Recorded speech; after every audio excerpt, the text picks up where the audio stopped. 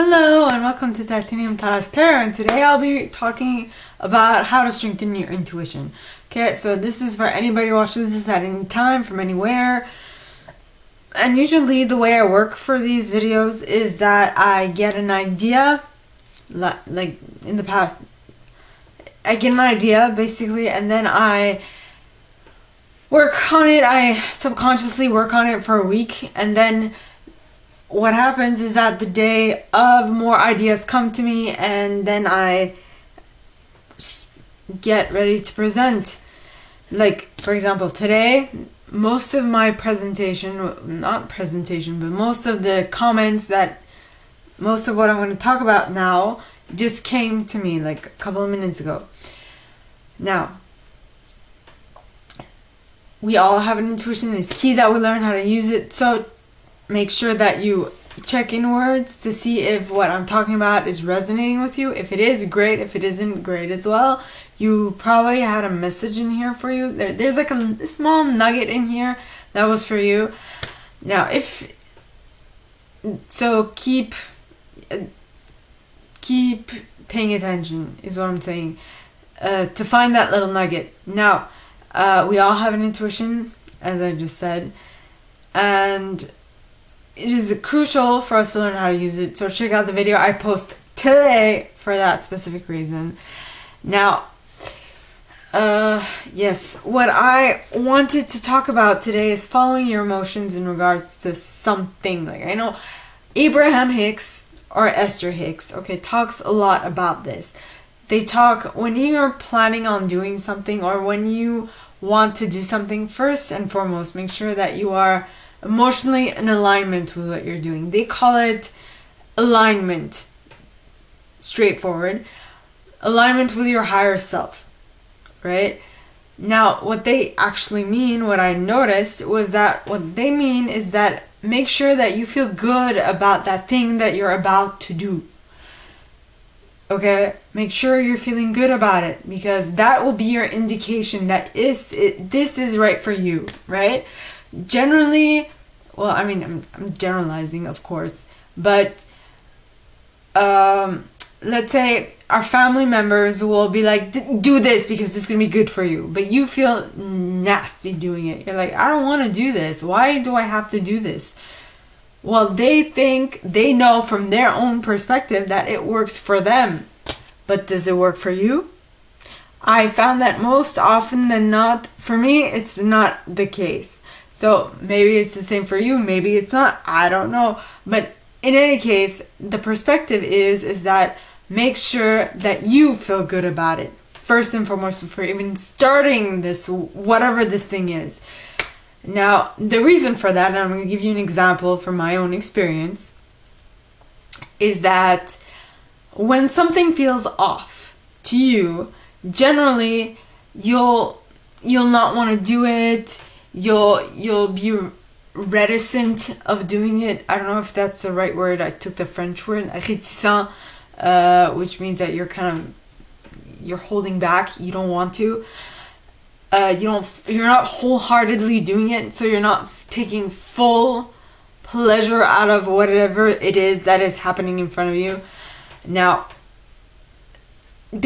Abraham Hicks also talks about this. All right, they talk about how whenever you start to do something, then make sure that you're in alignment with your higher self. Meaning, if you feel good, usually you'll know if you feel good. If you feel good, you know that it's in alignment with your higher self. If you don't feel good, it's not in alignment, and you should steer far away from it. But there is a little way of, there is a shortcut to being able to bring it into alignment with you at a quicker pace, okay? Which is trying to find a connection between what you like to do and what that thing will allow you to do. Like, for example, I have spent most of my life hanging around with people that weren't necessarily my cup of tea, or if they were, then the people they hung out with were not my cup of tea. Okay, And so I felt kind of awkward with most people. And when I went to a party, I felt awkward because they felt awkward that I was there. In any case, so basically it's saying that when you feel awkward, find at least one thing that will please you, that will make you feel happy about being there, about being in that situation, so that at least for you it will turn out well. And usually I did that ever since I've been like listening to Abraham Hicks. I've tried to do that, and more often than not it kind of helped because I went away enjoying myself. I had fun in those circumstances, even if the people around me might not have had as much fun, because it doesn't really matter if they didn't have fun. The important thing is that you had fun. Now, some people might find that very self-centered, but I mean, the only person who is in charge of your reality is you. So why are you gonna be like mindful of what others... I mean, being mindful is one thing, but like stopping yourself from having fun because they're not having fun is a total waste, and it's a loss. But what I was getting at was basically make sure that you are in a good space. And whenever you find yourself in a situation that you do not want to be in, the best thing that you can do for yourself, all right, is to find a way to make yourself enjoy the situation. Now, it's not as bad as it sounds. I couldn't find the right words to convey what I was trying to say, but what I mean to say is when you're in a situation where you don't feel like a lot of pleasure being there, you're like, why am I here? I don't like it. Find that one little nugget. Find that one little thing that makes you happy and stick with it. That's what I do. That is what I do regularly. When I find myself in a situation where I don't feel comfortable, I just find the one thing that I appreciate and I stick to it. And I don't let it go until I leave. And that is the only way I have ever found to make myself feel comfortable about it. And that has, in a way, sort of changed my whole perception on things. And with that change in perception, I am now able to say that I am having more fun in any given situation because I am more open to what is coming and I am more open to the possibilities. And that is what is most important in this reality, I find. Now, what I was wanting to say, what else, the other thing I was wanting to say is that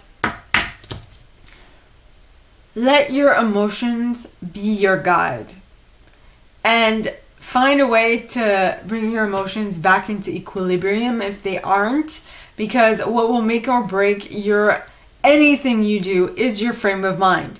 Now, I did talk about emotions up to this point, but basically what emotions are indicative of are your frame of mind. So if you can change your frame of mind, which the term your frame of mind is much more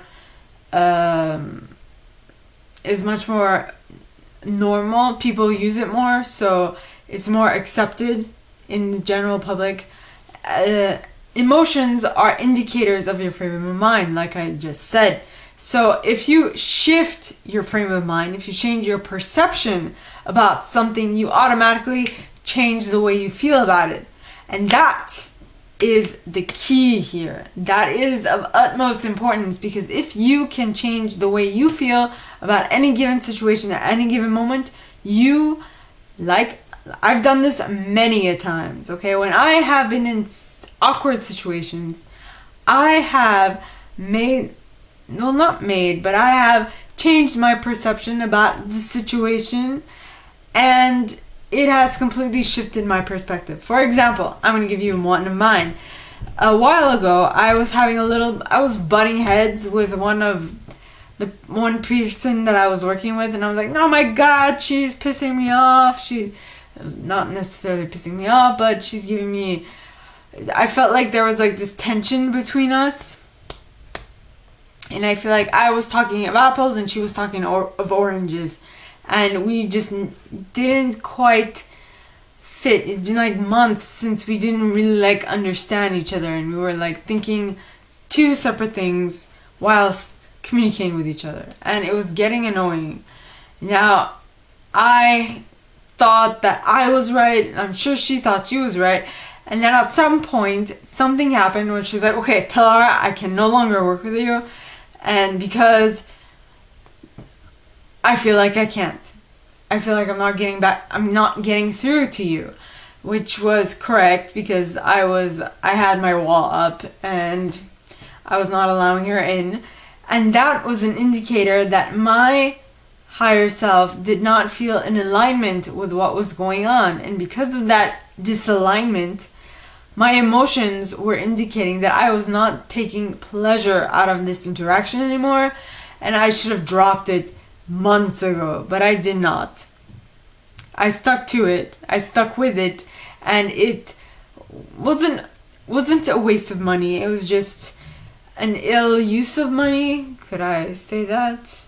I could have used that money at a later date. In any case, so basically, what I did after she told me she can no longer work with me because I was walking myself off, was that because I shifted my mind for that split second, finally after months of being hard-headed like an ass, once I shift my mind, I was like, oh my god, she's right. I usually talk of this. I'm talking about being inclusive and being understanding and being open-minded, and here I am being closed-minded. But you see, sometimes it is only after you change your perspective on things and you change how you feel about a certain situation that a situation fully unravels, but teaches you what that situation had to teach you.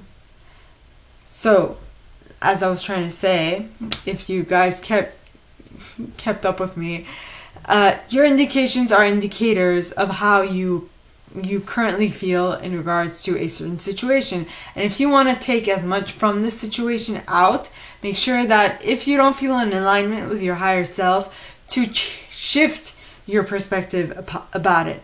Now, I took a lot of material from Abraham Hicks, so I'm going to put that in the tags below.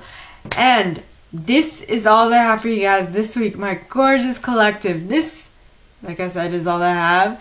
If you guys like this and if you'd like me to go deeper into your specific situation, please contact me at the email in the box below, and it'll be my pleasure to assist. In that same box, you'll find a little description of this video and my prize.